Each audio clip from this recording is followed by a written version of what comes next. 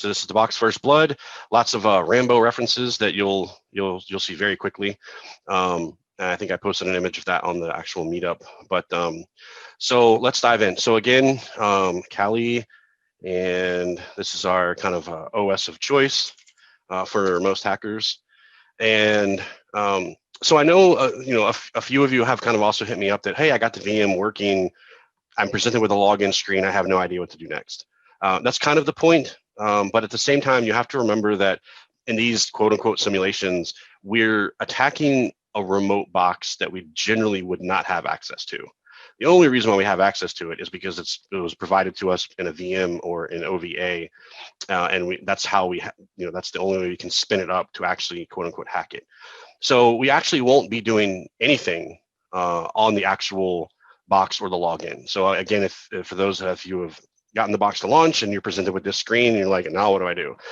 From here, you literally won't do anything. We're going to be doing everything from Kali just as we would sort of in the real life if we're hacking stuff, in CTFs, it's very common that you're given your own Kali instance, or maybe that's just what you run out of. But the idea is that there's some box running somewhere, and that's the target. We don't have access to it other than through some hacking techniques. So step one, Nmap. That's going to be pretty much where we are always start. I think like 99% of the time, we're going to start with Nmap. For those of you who don't know, just think of it as like some sort of network mapper. It just runs through the network and sees who's up, who's not, and then what ports are open. And then from that, there's a lot of information we're going to get. But almost always, that's going to be like the first pretty much thing you're going to do, because you got to find the target. Sometimes you're given an IP address, sometimes you're not. In this case, we're not. Sure, we have this vuln box spun up, but there's nothing here telling us what the IP address is. So we have to find that. And even if it did, I still go through the motions, and I still recommend going through the motions. Sometimes you'll find a box that when you boot, you're not presented with this type of login. There's no graphical user interface. It's just a command line, and that command line might spit out, hey, here's the IP address that this box obtained. But for most intents purposes, I just like to get in the habit of trying to scan and find. And that's the reason why I recommended that everyone run in NAT mode, because that way you're not scanning your own home address where you're going to get back, tens or, I don't know what's on your home network, but probably more than a handful of devices. And at that point, you might not know, like, oh, well, what's my target, or is this my TV, or is this my Apple, whatever it is. Like, this is just the easier way, because in that, it's generally going to find only the things running on that subnet. So for me, I know I'm on the 159 subnet, right? So this is my IP address for Kali. So that's what I'm going to first scan. Now, a lot of people might use Net Discover or Net Discovery. I don't. It's been really inconsistent for me. So I'm just a fan of Nmap. So I will pretty much always use Nmap. So for those that are hacking along, you can just do Nmap-SN. The SN flag is don't do port discovery. Just tell me what's on the network. So again, I'm on the 159 subnet, and I'm going to do a /24. The /24 is basically saying scan everything in this entire subnet. So for those that are getting into Network Plus or haven't yet, this subnetting insider will be you're going to live, eat, sleep, and breathe that. So this is kind of touching a little bit on that. We're just saying, hey, scan this whole range of IP addresses. So what this is going to do is it's going to kick off, and it's going to come back with some things. So now we know our target. So now I'm going to run Nmap again, and this time I'm going to use V4. Actually, I won't use verbose, but I'm going to do a service flag, and I'm going to do all ports, which is this flag here, and then the target,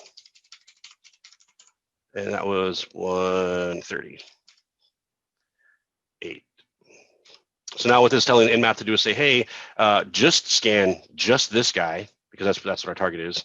All ports, because you never know, and this gets forgotten a lot. I highly recommend getting the habit of making sure you're going to use all ports flag, because sometimes there's higher ports that are open that are not covered by the default Nmap scan, which means that there could be the way into that box that you would just never find out, because it's out of the scope of how you originally kicked it off. And then the service is just going to try and detect a few things.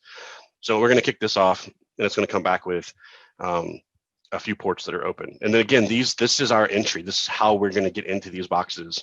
Very, very, very rarely do you ever actually engage with the actual target. or like the actual VM that I was mentioning before. So this came back right here. It tells me 2 ports open. We have this port, 80, and we have this port. So we have SSH, but it's on a different port than the standard 22. So it could mean something, it could mean absolutely nothing, but nonetheless, we see 2 ports open and 2 services. What looks like a web server and what looks like SSH. So with that said, again, with these boxes and CTFs, there's always going to be usually some sort of common thread, common theme, common way to get into those boxes, some sort of foothold, some first step. And it's usually through the web. So we know the IP address and we know the port. So what we're going to do is we're just going to open up a browser and we're going to venture on over to our target. And literally we're just going to type in, because again, they're on the same subnet. So we should be able to enter an IP address and get there. 192.168.159 for me, .138. And lo and behold, there's our first hint or welcome, whatever you want to call it. Actually, it is a hint. So again, this is extremely common, and for those asking, hey, I don't know what to do yet, well, this is what you're doing. These are the first steps: enumerating the box, finding all the ports that are open on the box. Almost all ports are there for a reason. They're open for a reason. Certain services are running for a reason. Sure, some are rabbit holes and don't do anything, but they're there typically for a reason.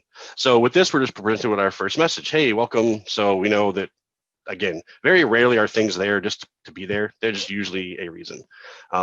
So we're presented with our kind of first little, kind of welcome message. So let me just go back to my notes for my flow here.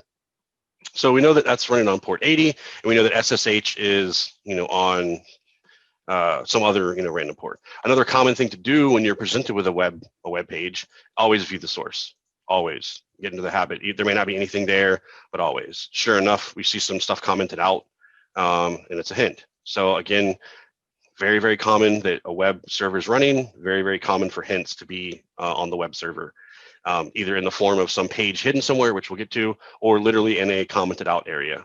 And so just for here, it's literally telling us, hey, by the way, we have this, this other endpoint, if you will, or this other path here. So we're going to go there. So we're just going to add the /Rambo. And sure enough, now we're step 2 essentially. It told us where there was an endpoint, and we just went there. It said literally, hey, you should check this out. And so that's what we did. We checked it out. And now this is saying. Dante, can I interrupt you for those people who are starting first time? How did you know it was a hint? Can you just point to that page again, that source code that talks about? So it does give you, does it say this is a hint, or does it say you should check it out, right? Yeah, I mean, it's pretty much telling you it's a hint. And again, I mean, some of these things may be very foreign, but once you do enough of these, you start to figure out kind of like a formula. You start thinking like, where to check and what to look for. It's extremely common for there to be like hints, literally like hints. Sure, sometimes it'll be complicated. You might see like a hash or something you have to crack, or ciphers and all these complicated things. But again, with this being a very easy box, it's this is the perfect kind of box to get you into the habit of using certain tools and then doing certain kind of fundamentals that will carry across like pretty much any CTF or any vulnerable box that you do. Right. So you would recommend look at the source code first, right? Pretty much always. Yeah. Okay. I mean, there'll be times too that you're going to look, you're not going to find anything, but I think it's a good habit to get into of when you see any type of web server running, again, anything pushing 443 or 80 or 8080, there's just certain ports that are very common that would run an HTML or run an HTTP server.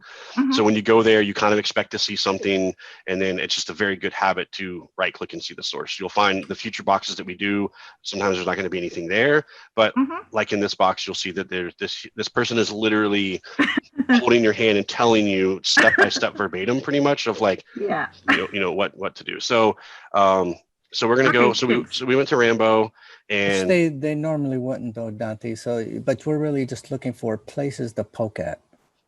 Yes, 100%. We're looking for places to poke at, and I think kind of keep this thing under like hours, this meetup, I'm going to go through the condensed version of how we routed the box versus like everything that I tried. Some things I try out of habit, and some things I try because I have a hunch. Some things are just dead ends, rabbit holes. At the end of the day, you end up getting the flags, if you will. There's a couple here. Mostly these are all just like breadcrumbs that are trying to get us. The author of this box is really trying to give us clear and plain instructions on things that we should be doing to finish enumerating the box or figure other pathways. We're looking for doors. We're looking for anything that will give us a hint or that will give us some sort of way into the actual box. Because at the moment we're only presented with 2 ports. One a web server is running on, and the other one is SSH. So there's tons of different things you could do just in those 2 ports alone. Not to mention if like other ports or services were open. But in this one, again, port 80 is a very common port to be open. There's almost always a website running. We check the source. These are just sort of common things that you will kind of get in the habit of doing. Sure, sometimes there won't be anything there, but sometimes there will be. But nonetheless, some of these tools we'll use as well are going to be very common tools that you'll use. So again, we checked the source. We saw that, hey, he basically said, look over here. And we looked over here, and now there's basically like another hint or like another clue.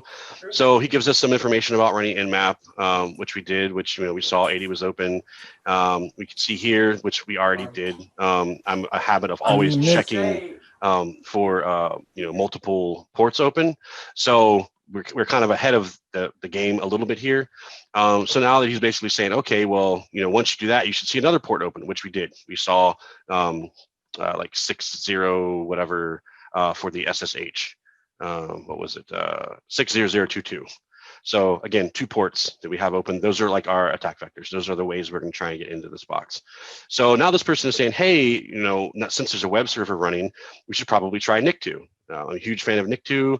This is very, very common for application security to run this tool against a web application, and it tries to enumerate vulns that it thinks that application could have, or even paths that the application might have.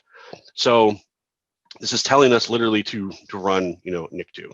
So we are going to heed its warning, and we're going to run that. So we're going to run Nick2. We're going to basically give it the host.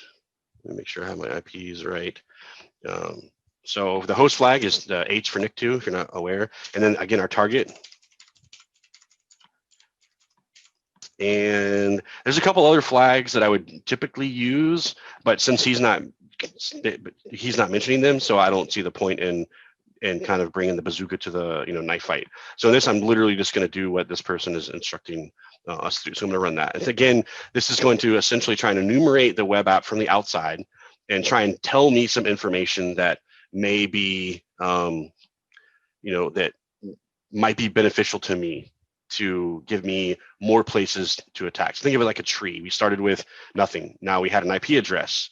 Now we have a branch. Now we have 2 ports open. We have branches. And within the 1 port, we have other branches. That's why it's very, very important to take notes, because you can get lost and turned around and confused very quickly when all these things start coming at you, or you start finding all these possible entry points. You have to find some way to like stay organized. So yeah, whatever you prefer, there's no right or wrong for that. So it looks like we find some stuff. We find this in the robot text. So now we know there's a robots.txt file. For those of you that don't know, that's typically a file on a web server that's put on the web server to tell crawlers, hey, please don't go to these endpoints. We don't want these showing up in searches. To an attacker, that's basically saying, hey, look here. Essentially, it's like the opposite of what it really wants you to do. Again, the list is a list of endpoints where the application is saying, don't look here, don't log these endpoints. When you're crawling us, please adhere to that, because we don't want these endpoints showing up in results. But because it's saying, don't look here, that's pretty much, again, to an attacker, is saying, hey, look here. So we find out that there is a robots.txt file, and it looks like there's some sort of entry in the actual text file. So again, connecting the dots here may be difficult for some, but again, this is very common. This is pretty much the path I feel that the author of this box is trying to get me to stay on, especially because he's literally telling me, type this in, and then we're getting this result back. And really, there's only one path here. It's just telling us to pretty much go look in robots.txt. So that's where we're going to go next. We go back here, and instead of this Rambo HTML, we're going to go robots.txt. And sure enough, it basically says disallow this. It's basically saying to crawlers, do not go here. So we are going to go there and see what we get. So now we're just going to put in the what was it again? Yeah, Johnny Rambo. And sure enough, we have another hint. And so there's some, a little bit of explanation here of what we're doing. So far we've used Nmap. So far to get our target. So far we've used Nick2 to assess the web application to tell us like, hey, there's some places we might want to continue looking. These are all tools I guarantee you will continue to use probably from here on out in any of your CTFs or vulnerable boxes. So this is now saying, hey, we're going to try, generating like a word list to see if we can try and gain access to SSH. Remember, there's 2 ports open. SSH is typically open on Linux boxes to allow for remote logins. It's very common, usually via, username and password. And again, there's usually websites and stuff that kind of give you some hints, some places to go. Maybe you get a username and password through other hidden pages or some other ways to, again, that they're encoded. And then eventually, you might come back to like SSH as to actually how you're going to get into the box. Or maybe there's some other vulns that are exploitable via old versions of like Apache or whatever is running the server. Maybe there's a WordPress site or Drupal or some CMS that you end up hacking. But nonetheless, for this, it's, he's pretty much trying to keep us on point of literally telling us where to go and what tools to use to try and get to the boot to root, which is essentially getting root user on this. And so far, we haven't even gotten in the box yet, but we're getting some instructions on kind of where to go and what to do. So he wants us to run this tool here, cool, and essentially it's like a word list generator. And from that, we're gonna most likely try and brute force, into the application or the SSH. So here you don't really need to read. This is essentially is where the word list gets generated from. Usually for this tool, again, it's very, very common in CTFs, probably not so much the real world, where on a page there may be some text or words that could be deciphered in such a way that could lead to like a username and or password. Again, these are things that probably don't exist in the real world, but the foundations are there. The idea is there that you may find information on a page that could lead somewhere else. So in this, he's literally saying, hey, run this. So let me go over and I'll back to our terminal. And we'll do the actual command for the program. We're going to say the words. Basically, it's going to put the words that it scrapes into a words.txt file, and a few other flags here. And then it's going to, and again, we're literally just copying this. He gives you a few things of like what it's doing in a word length, kind of what some of the what these are, like what these kind of flags are. They're usually there for a reason. And then we'll actually go with the target. For me, 192.168.15. And again, your mileage may vary. You may have a completely different IP address, which is probably the case because you're running on your own subnet in your own box. Whatever version, bridge, NAT, whatever that is, it's going to generate its own. So if you copy and paste this or type what I'm typing, probably won't work. So we know that it's 138, and we know we're going to go to the path that he specifically says. And then this is going to run. It may fail. Okay, so it works. Sometimes you'll run this and it will give you like a connection timeout error. Just wait a little bit and then run it again. So you don't get much back as far as like, hey, did this do anything or did this work? But I know it did because if I ls, I can see that there's a words.txt that got generated. So I know that it worked. Plus, I've run this a million times. But nonetheless, this is what you should end up with. So wherever you're running the script from should be where the word list gets generated from. So just FYI, wherever your path is, whatever your present working directory is going to be where that file gets generated. So if you happen to be in home Kali and that's where you run the cool command, that's where it's going to drop the word list. You won't even need to go into it or look at it, but that's just, again, if you're like, where did it go? That's where it went. So now we have a word list. So now we need to try and figure out, kind of like, what are we going to do with the word list? And it also says, hey, your word list is finished. In this web curly directory, access ssh.html in the current directory we're in. So if I just tack on ssh.html, I should get something back. So sure enough, again, he's literally could not be holding our hand like any harder. It literally giving us step-by-step instructions. So far we've run nic2 to find, nmap to run our target. We've run nic2 to assess the target from the outside to give us some information. It found a robots.txt. In there, basically had another path saying, hey, don't look here, but we're hackers, we're going to look there.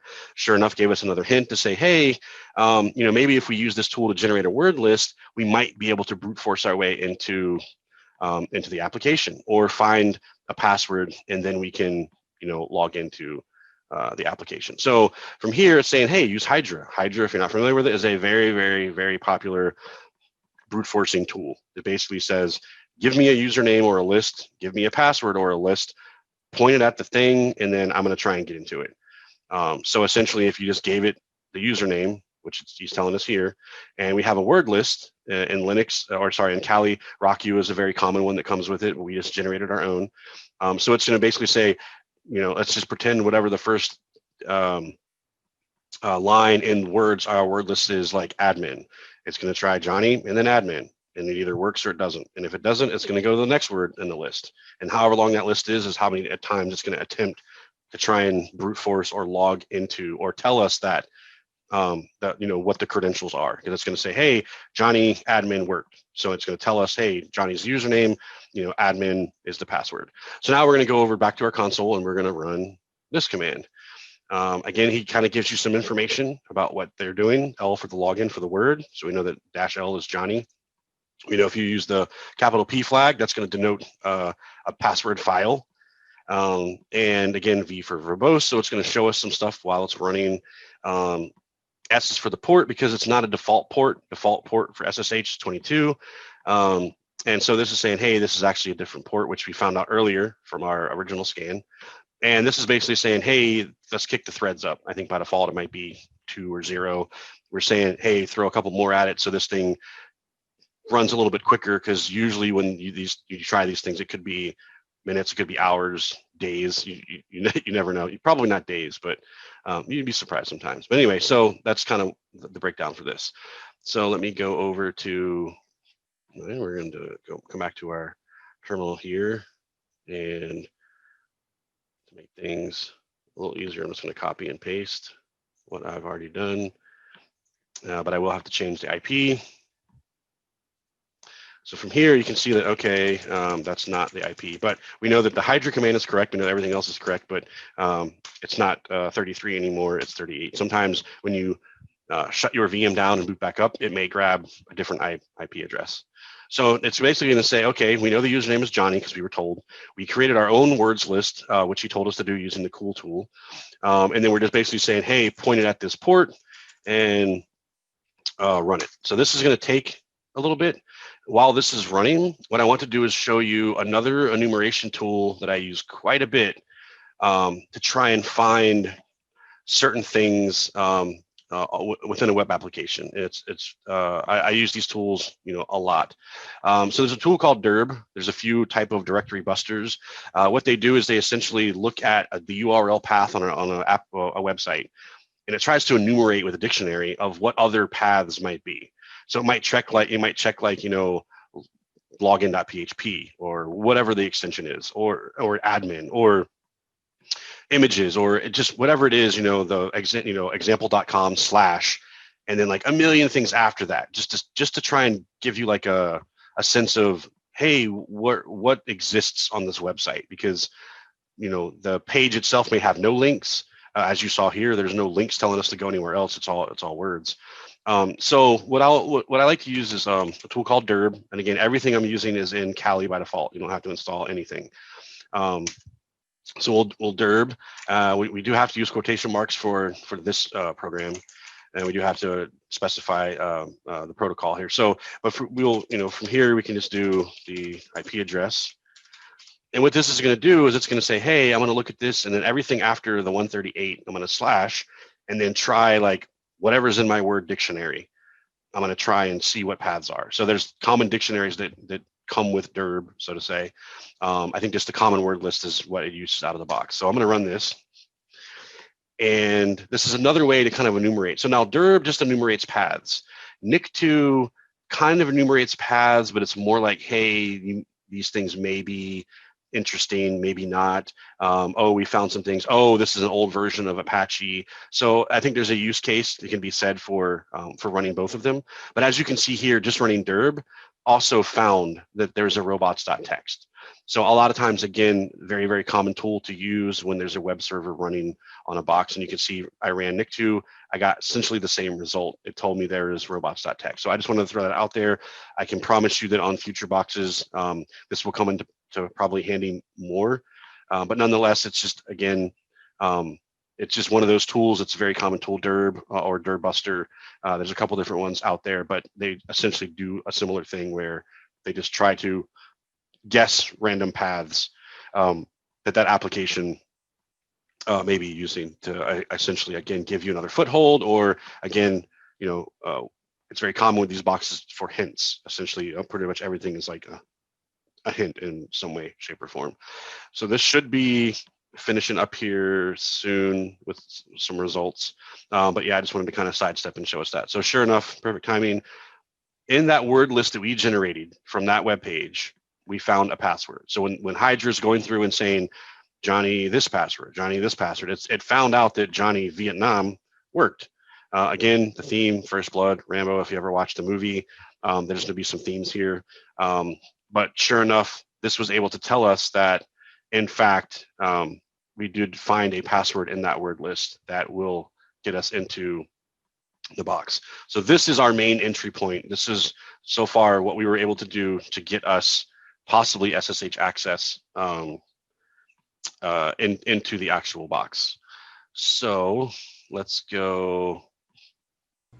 Let me try. And then this was. I did it after the IP address, though. I don't know if that would make any difference. Like I did SSH, Johnny at the IP address, and then did the. And that worked for you? Because I remember I tried that. I think it might matter. But anyway, I'll try this, and if it doesn't work, then. So typically, again, SSH, we're going to use the name. So we know the name is that, and then at our target. That's the target. And then, okay, that might work. So yes, we need to type it. It does that. And then we need to do the password. Again, they told us the password, Vietnam. And now we're in. So we went from not knowing what our target was to essentially kind of finding the target, getting some hints using some various tools like Nick2 to tell us that there was some files on the system that gave us more hints, if you will. And then through those different pages, we were able to, it basically was saying, hey, try generating a word list. We generated a word list. Hey, try this brute force. We tried the brute force and it came back with a username and password.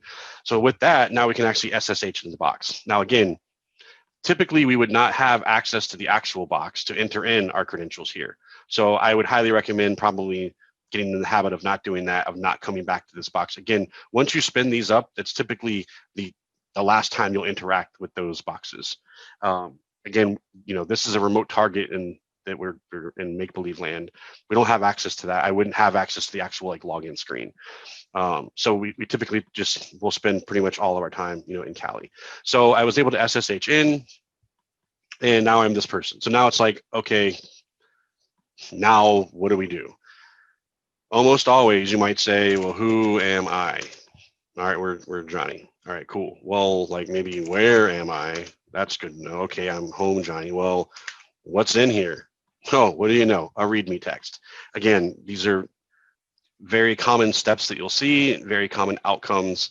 Obviously, yes, there's boxes that are nowhere near this easy, but the principles are there. Once you finally get into a box, there's certain things, and there's a million things that we could be doing right now, and I'm not going to go over them because we will on future boxes. For this, I really just kind of want to stick to what the author of this box is trying to get us to do. So there's just literally a million different things we can do for enumeration and all kinds of things. But for now, we won't really need to because we're giving such explicit instructions on what to do next that we really don't need to guess. There's really no room for guessing. Again, maybe for some of you that this is new, that maybe all of it's guessing, but I guarantee you once you do a few of these that you're going to start seeing some patterns. So again, the first thing you want to do is figure out who you are, where you are, and then what's in whatever directory you're in. So whenever we see a README or it says flag or anything that's like .text that it wouldn't normally be there, it's probably, again, there for a reason and it's telling us something. So for those that aren't, we're going to read this thing, so we're going to cat it. And essentially we're going to get another clue. So he's saying, hey, nice job. You're cruising along nicely. We went from nothing to essentially now we're in the box. And he's basically saying, hey, so, since there's like a server running, here's a command you can kind of try and run to see where the server is running. And then with that, you might, there might be some other places for you to kind of, to look, to do certain things. So he's saying essentially, run this command and then, see what we get. And he kind of gave us a little bit of an explanation as to what some of that stuff is. So we're going to just copy this here. And we're just going to run it. Dante, we have a question on the chat. Oh. You want to read it? Yeah. So will it matter if we use Kali as standalone or WSL? I don't believe it matters. I believe all the tools are still bundled in. Unless you have some weird light version and none of these tools exist, then you may have to like upgrade the distro or something.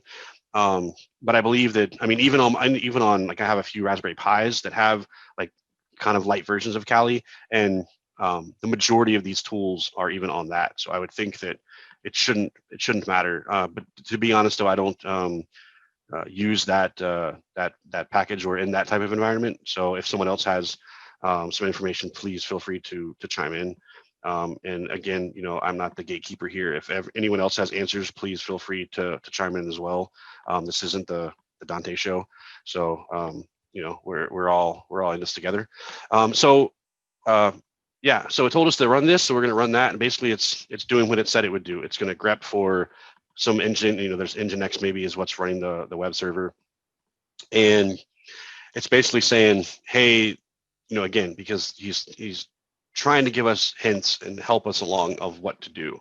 And he specifically said, hey, if you haven't figured out servers run Nginx for this particular, setup, left things default, we can view the default, web directory. So he's kind of telling us this is where we should be going, next, essentially. So we ran this command. We can see here that this is where the web server is running. For anyone that's done anything in Linux with web servers, you pretty much know that this is almost always your default path, whether it's Apache or Nginx or almost anything. This is typically where your website's going to live, is in this directory. Even with like shared hosting or whatever it is, if it's Linux, I can almost bet money that 99.9% of the time, this is where your website is actually sitting. So we can just go on over and say like, we can try and cd to var www.html. And then from here, we can, actually, I'll just do it. We can see like, oh, okay, what's on the web server? Well, we know that Rambo's there because we'd already been to that. We know Robots is there because we had been there. We know Johnny Rambo's there because we were told to go there before and we got a hint. But this is new. I don't remember seeing that on the website. There was nothing telling me. Sure, there was a README we got before, but that was actually in our home directory. This is in the var www HTML directory. So there's two ways we can get to this. We could literally go in our browser and get to this, or because we're already also on the box, we could just cat that. So you could just, and because we're already in this directory, you can just, cat. I can't spell, I'm dyslexic. And then sure enough, we're given another hint of some more things that we're going to kind of do. So he's saying nice work, and he's basically saying I've hidden some stuff on this server. That's basically like a needle in a haystack. So obviously, this person knows where they put the things, but we don't know where they put the things. And again, there's a million things that we could be doing to try and enumerate the box and look around and all this stuff, but we're just gonna keep things kind of easy and adhere to kind of the path that this person is giving us. I know it just broke my neck trying to let my dogs out. So for here he's giving us some instructions. Hey, do this, do that. This is what this does, and we'll run that. So let me just check the Slack or the chat real quick. You may not have GPU access. So yeah, so again, depending on the environment, like again, I run on my Pi, there's certain things I can't run, like Hashcat doesn't run very well on that sometimes, or even like a VM if you don't give the VM access to the GPU. So there's maybe some setup to run certain tools that may need to access certain hardware. There may be some restrictions in the environment that you're setting up in. But for the most part, the majority of the time, just out of the box Kali in a normal VMworld instance, you'll be fine. So, all right, so this wants us to grep all that, and we're going to do what he's asking us to do. So now we're going to use the find command in Linux, and essentially, long story short, we're just going to look for other files that are readme.txt. There's a lot to deconstruct here and what this is doing. Feel free to paste in the chat if you're a Linux guru and you know everything that this is doing. But essentially, again, the condensed version is, hey, we're going to search the system for any other file that says readme and tell me where the location of that is. So, and I just did the wrong one. 1 second. I didn't copy it. So again, come here, copy, run, paste. So we can see here that we have a hit. So essentially, after running the find script that's the author of the box wanted us to run, we ran it and we found some hits. So we know this one because that was one of the first things. Once we got access to the box, we realized we were in home and we LS'd and we saw readme, and that gave us a hint to tell us to look here. So we've been here because that was where this hint told us to go to. We read this, and that basically said run this script. We ran this script, and now we are we can see that there's another readme text that's in the opt directory. So again, we're just gonna hop on over to opt, or actually we could just cat that.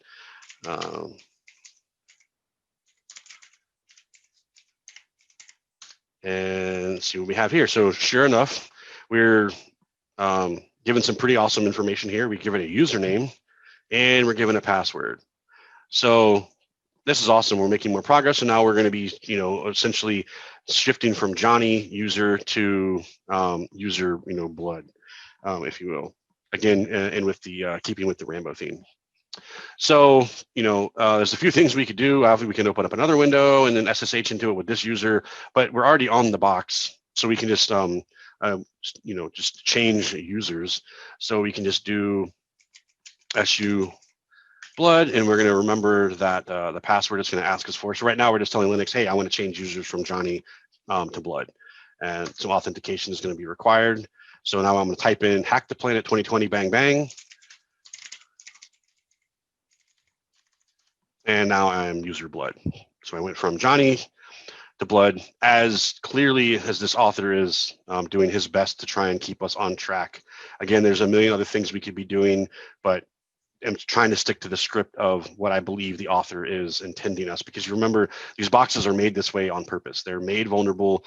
They're, sure, you might find some things the author didn't realize they did on accident, but normally there's it's like a path. It's like a movie. There's like a script in the sense that they're trying to keep you on this path to get to, said flag, whatever it is, without making it either too easy, but in this instance, it's pretty obvious that this is, a very, beginner box with a lot of quote unquote hand holding here. I mean, he's literally telling you the things that you may eventually have gotten to on your enumeration, or you may have found because you're just kind of poking around in the dark. But he is literally telling us to do these things. And a lot of the things that he's telling us to do are things that you will eventually do on other boxes, just without such explicit instructions.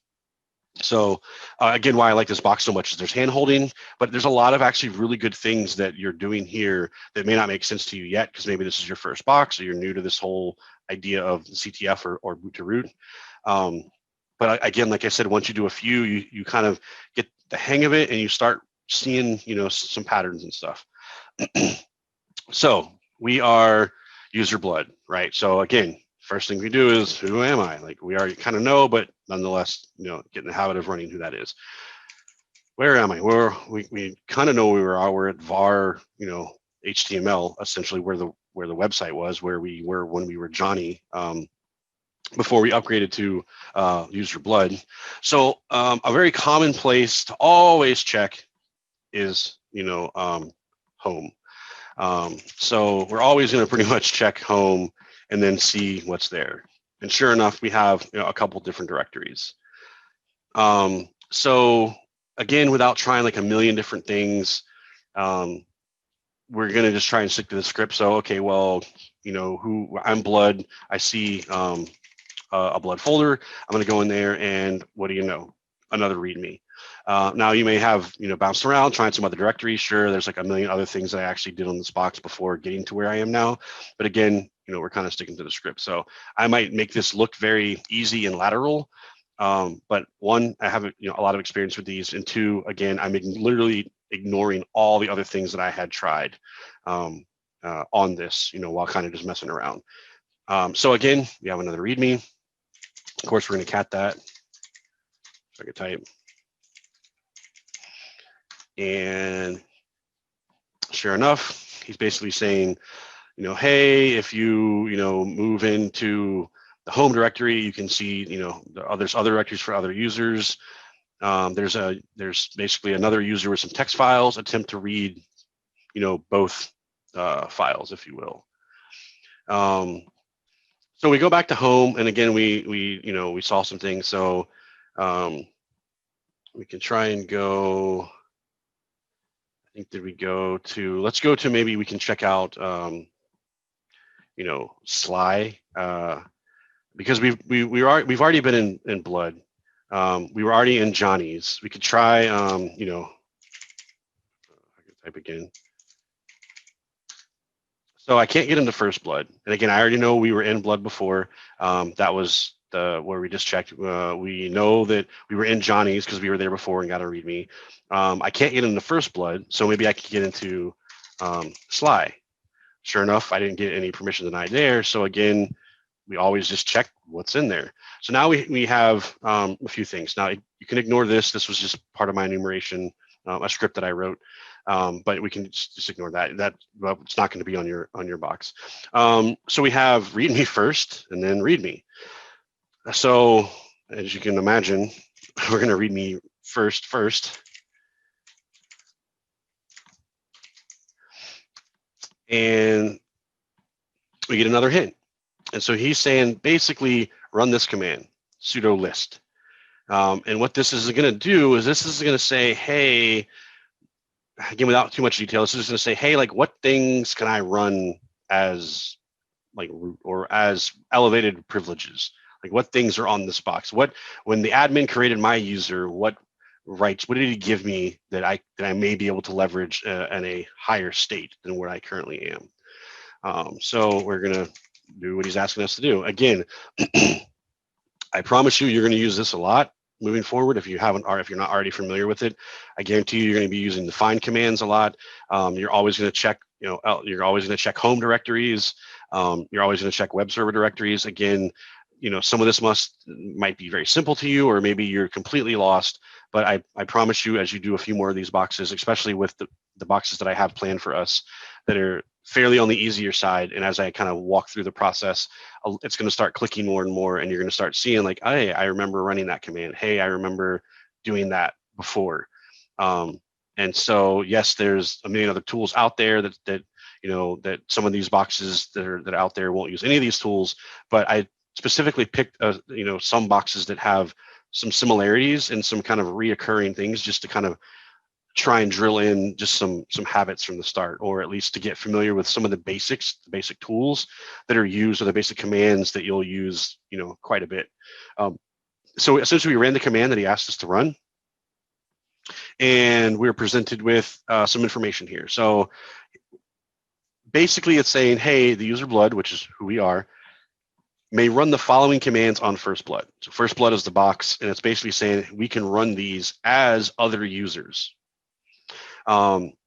Just for fun, I actually spent like 2 days on this. This is a massive rabbit hole. I don't think it was intended, but it just happens to be a type of login that this box is using, because after you root or boot the box, you're kind of just like, hey, what else is there, or whatever, or maybe this kind of maybe caught my eye first versus something else. So this is essentially saying, hey, you can run a cat command as Sly, and we actually know that there's a README text in Sly's directory that maybe I can't read. So again, if I go back to this here and I try and cat just the README for Sly, you can see I can't do that. I can't read his file as blood, and I don't have Sly's credentials, so I can't log in as him. Now, I was Johnny, and I did find Blood's credentials, and I logged in as, and I suited up to Blood, but I don't have any idea of what Sly's stuff is. So, but it's telling me here that I can kind of leverage Sly's ability to run cat against a text file that's in his. And we have to remember that he specifically said, hey, there's multiple files, try and read them. And it tells you to try and get to here, and it's permission to deny hold that thought. In some instances, we might need to perform tasks as other users, even as root. There's a lot of things you might run as root you may not realize when you're some other user, like something as simple as changing a password. So there are other things that, again, this particular user was given. It just so happens that he was given the ability to run cat as Sly. All right, so you can see here, this is kind of what this, if you can still see my screen, this is what I did some research on when I was finding, like, oh, I can, as this user, I found that, there's some things you can run, sudo L, again, is very common, doing some research, like, oh, there's some different things we could get to. And then here we can see what I eventually ended up coming out with to get to this user. But again, you can see a lot of things here that I did. Some things, again, we're not going to discuss because it's not sticking to the script. Tons of different privs, different ways to get root. But again, for demonstration purposes right now, we'll just stick to what I believe the author is intending us to do. So for here, again, we're going to try and cat readme, but as Sly, since as blood, I don't have permission to do that. And basically, it's saying here that we can leverage bin cat, which is where cat lives, as Sly, and then I think through that we could probably get to this readme text. So essentially, we'll just type sudo, and we're going to do for user Sly, and we're going to do bin cat, because that's what we were told that we could probably run. And then the file is located at home under Sly, and it's readme. And if all goes well, we should be able to circumvent our privileges to read someone else's file. And we have our password for blood, which was the Hack the Planet 2020 bang bang. Put that in, and then sure enough, now we're able to actually read a file that we weren't able to read before due to, let's just call it like an accident, or how our privileges were set up. And again, this is like a grossly over exaggeration of these things, but they are in the real world. A lot of times users are set up incorrectly. There's just a million different ways that assets are not set up correctly, permissions are not set up correctly, which lead to legitimate real world hacks or exposures. Again, this is probably not existing in the real world. This was done specifically for this particular test, but nonetheless, again, there's a lot of fundamentals that you'll realize you're learning that will carry over to the real world, or at least will definitely carry over to other boxes. But nonetheless, these things do exist. People get, there's admins out there that inadvertently set things up incorrectly, or may not be as secure as they planned, or accidentally give, people access to things that maybe they shouldn't or don't need to, or maybe they do and there's no way around it, and that just leaves a possible security risk. But nonetheless, they exist. So thank you, Linux Girl, for posting that. So again, now through this exploit, through this essentially this misconfiguration by the Linux admin, we are able to read someone else's file as that user, circumventing some of our own restrictions. Again, if you remember before, when I tried to read it, it said permission denied as blood, but I leveraged this, call it a vulnerability, call it a incorrect permission setup, but nonetheless we were able to kind of exploit that to read someone else's file. Well, Dante, I have a question. The second hint, the one below /bin what did you say? Was it rabbit hole, or the one with the so this one here, so again, so when things are presented to you, you get into the mindset of they're there for a reason. Like, the author put them there. They're intended to be there. Sometimes things are there that are actually supposed to be there, but maybe it's running a distribution of Linux that you've never heard of, which actually is the version of Linux this is running. I forget what it's called, but it's not a typical one that I had ever heard of. So in this instance, that's actually the type of like sudo or like login that it actually uses for that distribution of Linux. I didn't know that at the time, so I actually spent some time kind of going down that rabbit hole. I literally finding the GitHub repo that has the actual code of how this works, and there is actually, and what's even funnier is there's a legitimate bug in the code, and that's why I thought, okay, like this has to be part of this. But it ended up being a dead end. But how long did you spend time on there? Like 2 days. Like researching, finding a few different things. Sometimes when you have easy boxes, you'll kind of overlook, like, okay, I know I'm supposed to do this, but let me check some other things out. And that's kind of what I was doing with this, just kind of playing around with it, having fun. So yeah, I was stuck on this for a while, and actually the very final flag, which we'll get to real soon, actually Char ended up helping me with, because I was a little confused on the type of privs, which looking back now, I was making it a lot harder than it needed to be, and I bring it up for a reason, because a lot of times you may end up making something harder than it really needs to be. Sometimes the most obvious plain thing that's just glaring at you is what you should be doing. And this was like a perfect example of that. Really? I can't wait to hear that, because I just wanted to let you talk about it too, because a lot of us are new, and you would think we should go to the next. That one is the next step we should get into, right? And then you mentioned you spent 2 days on that, so sometimes we shouldn't be. What would you call 2 days the max? Then you should look for something else, right? Yeah, and also, like, when I say that, it's not like 8 hours in each. You know what I mean? It's like over the course of a few hours here, a few hours right, there. Yeah. So also, when I do mention days on a box or something like that, it's not like I've just literally locked myself in a room. Although some people may do that or have the luxury of being able to do that. When I mention days at a time, I'm usually referring to like a few hours here, a few hours there, over the span of a couple of days. So I see someone is either already gotten the box or eventually has gotten to the next step in the chat. So thank you for posting that, because that is essentially where we're going to end up. So okay. Wow, so yeah, he got there already. Okay. Well, we can see here that he basically says, hey, I think I gave you, or I think root may have given you like sudo privileges. This might be dangerous because I found a website. And then he's basically saying GTFO bins. I'm not going to really go into what the GTFO means, but I think some of you can probably deduce that. But essentially, it's saying, hey, go to this website, and see. So from here is where you kind of have to deviate, because there's no real hint at this point. He's kind of like leading you to what do they say? You can like lead a horse to water, but you can't make it drink, or whatever that saying is. That's kind of what's happening here. So we're at the final stage. We're not really given any other instructions other than check out this, this website. So, yeah.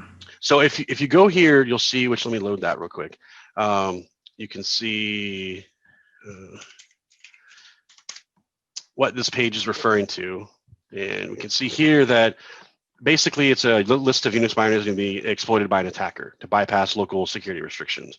Again, things are usually here for a reason. The author usually wouldn't tell you to go somewhere if there wasn't a reason for it. So from here, we have a list of like literally, I don't know, like 100 or whatever these are. There's a lot of them. And they're all services that you may or may not be familiar with, but some of these services you're able to actually leverage depending on how they're set up or the permissions you have to use them. You may actually be able to escalate your privileges from regular user to root user. So again, getting back to our VM here, we're going to do some things that we've kind of gotten the habit of doing. So again, we're blood. We looked at what we could do. We did the README. We figured out we can leverage this thing. So it's basically like, okay, well, what do we do with the information that we have now? So we're here. We're under blood. We were able to leverage a flaw in how our user was set up to basically cat someone else's files. And with that, we basically have this, we're given a password. Oh, in case I forget, my password is Sylvester Stallone. And this was in Sly's. So we're pretty sure that this is going to be Sly's password. So now we know that we can sudo up to Sly. So again, we came in on the boxes, Johnny. We found some credentials, then we upgraded to blood. From blood, we looked around. Now we see these credentials. Now we pretty much know they're Sly's because we were in Sly's home directory, and we found that README that we were able to leverage this flaw in our abilities. So now we'll same practice. So we'll try and change users to Sly. Should ask for the password. We'll type in Sylvester Stallone. And sure enough, now we are Sly. And what do? We always check, who am I? We already know though, but it's a good habit to get into because a lot of times, which will make sense in the future, when you get a shell or when you land somewhere, you actually don't know who you are. So I know this might sound redundant because I clearly know who I am because it's telling me right there that I'm Sly. But again, it's just out of habit. It's a good thing to always double check. But I can guarantee you there'll be instances where you do not know who you are because of how you got onto the box. And then obviously, we'll figure out like what's in our thing. So we already know what's in there because we're as blood, we were able to read this one. We couldn't read this one, but we found a hack to get around that. We read that one. So, okay, so some of you might be wondering, okay, well, now what the heck do? I can try and leverage find or all these other things, but we'll go back to our old good friend sudo list because that's what we did just literally minutes ago as blood. And sure enough, we're given something similar. We see this guy again. Please ignore him. But we see this now. So this is basically saying, hey, Sly can run FTP. And again, to some of you, it might seem like I'm making like leaps of kind of like connecting the dots. But again, once you do enough of these, a lot of it, again, it just will make sense and it will become very familiar. And then it won't be so sporadic or convoluted. It'll make a lot of these things that I'm doing will make a lot of sense. And again, we have a lot of boxes to do in the future. So a lot of this will start making more and more sense. But for now, we're just kind of repeating what we did before. Sure, you may have done a ton of things before realizing to run sudo-l, but again, in sticking to the script of this, just for time's sake, that's eventually where you would get to. It just makes sense since that's what we did before. So now we're Sly. We know that we can run FTP as something, and we can try and figure out, okay, well, what did we do before? Before we tried again, as that other user, we went to bin cat and then that path of the README, and then sure enough, that's what happened. Well, we don't have cat here, so we can't really use FTP without edge cases. Just we can't really use FTP is not cat. So I can't like try and cat something. I don't even know what it is. And here we were given very explicit instructions. Hey, we could, cat this README. Here though, on the other hand, we're given FTP, not, cat. But again, there's some things that we could probably do to do exactly, what we did before, in the past. And again, we were sent to this, the GTFO bins. So if I go back to bins and I look up FTP, because that's what that's where we're kind of leaning towards of how we're going to get into this as root. And so it seems that with FTP, depending on how we're set up or configured, we can actually get a shell, with using essentially this command. So we're going to run that command. So now, again, as Sly, I'm just going to run sudo. And again, remember, we're going to sudo as root this time. And we're going to do user, where this is located, bin, and FTP. And this is essentially going to kind of start like an FTP, like if you've ever used FTP on Linux, like, you just type in FTP and it's like, okay, what am I going to open to? Am I going to connect to, or whatever? So the password for Sly, which remember was Sylvester Stallone. And so I'm presented with FTP, but it appears that I can leverage FTP in a way to give me a shell. And because of the way that this is configured, again, this was just, pretend the admin slipped up when he was making this user, gave me permissions that some things that maybe this user shouldn't, or maybe this user should have, but they don't realize that there's a way to leverage these. And this is, how Privesc is, this is like Privesc 101. It's like you're doing things you shouldn't be doing by leveraging other applications or other accesses to get to raise your privileges. So from here, I can say, okay, well, what did that thing, what did this say to do? It said, okay, let's do bang/bin/sh.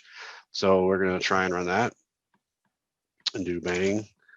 I don't remember if I do a /bin/sh.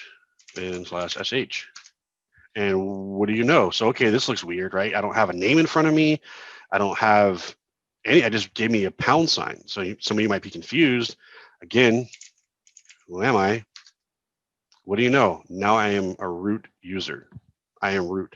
My CLI doesn't look normal, but sure enough, I'm root. What do we do whenever we're a user?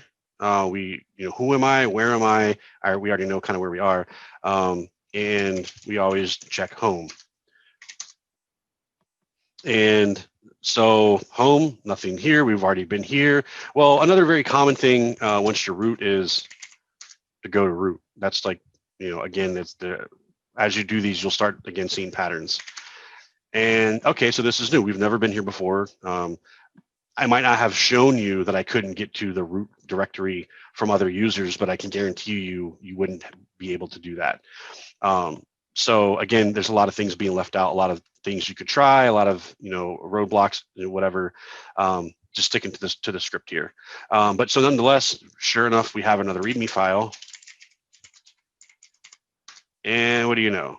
There's our quote unquote flag, and that's it. That's the end. So just to recap, we had no idea what our target was. We ran Nmap. We found out our target. We ran Nmap again against just that target and got a few ports. We realized the web server was running. We went there, browsed around some, got some hints, used Nick2 to find a few more hints. Again, we could have also used Derb to find that robots text, but we used Nick2.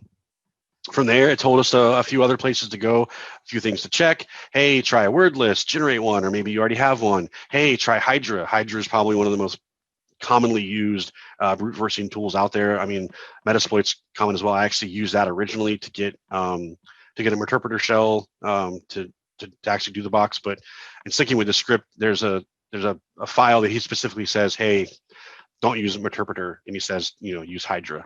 And so we used Hydra, sure enough, found out the initial creds that we were able to SSH into the box.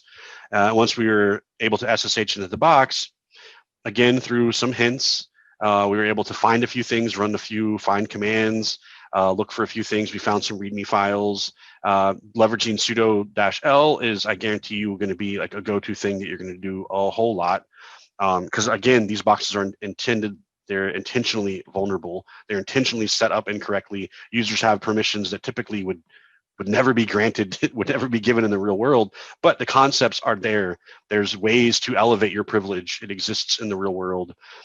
This is just more of like the hyped up, Disney version of that, but nonetheless, these are real concepts. And so we were able to leverage a few flaws in how our permissions maybe were set up, or things we were given access to that maybe we shouldn't have. And that was able to allow us to access other users' files. And then from that, we could actually leverage a shell from using an FTP command. So I highly recommend getting familiar with a lot of the tools we use, though there's some other tools we'll be using in future boxes. I highly recommend bookmarking the GTFO bins page, because this is going to be something that is going to make your life a lot easier on getting shells or sudoing up or getting, escalating your privileges from certain things that may be running on boxes. There's other ways to find them out, but this is a pretty awesome, extensive list to leverage. So I highly recommend that. But anyway, so after it's all said and done, we are essentially able to get root. And again, for those of you who may or may not know, root is, like God in the Linux world. Like, you can literally do anything and everything on the box. So once you're quote unquote root, there's nothing you essentially can't do. You own this box now. So yep, so that's FirstBlood. Again, it's a lot of hand holding. I think this is awesome. Step-by-step instructions. This is one of the boxes that I've been waiting for a really long time. And so that's pretty much it. So we'll conclude the walkthrough.